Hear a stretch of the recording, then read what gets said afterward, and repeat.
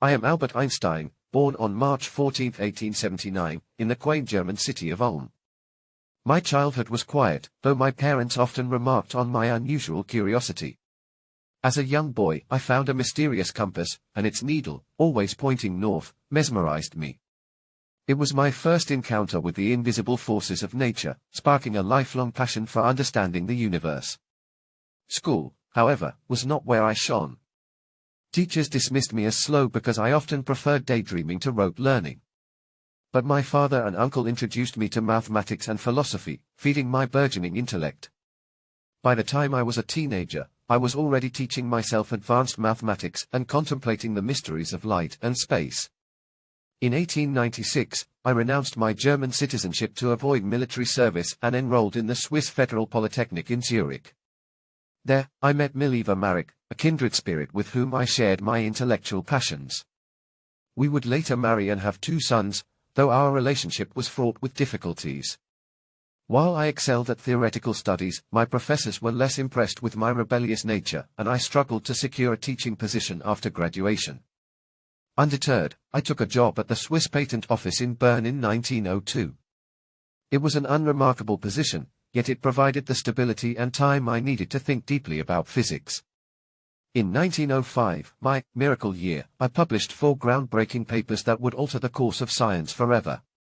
One of these introduced the theory of special relativity, encapsulated by the famous equation E equals mc 2 E equals mc 2, linking mass and energy in a profound way.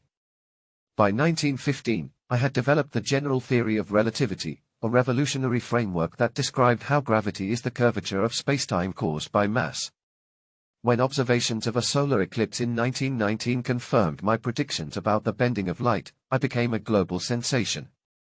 Fame was never my goal, yet it allowed me to advocate for causes close to my heart, such as pacifism and Zionism. The rise of Nazism in the 1930s forced me to leave Germany. As a Jew, my life and work were under threat.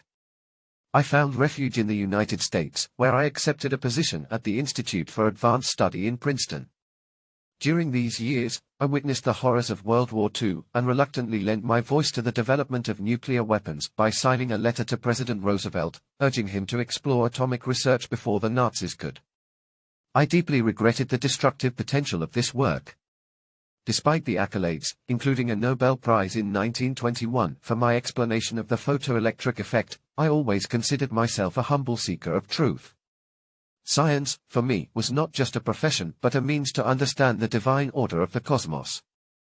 In my later years, I turned my attention to a unified field theory, seeking a single framework to explain all the forces of nature.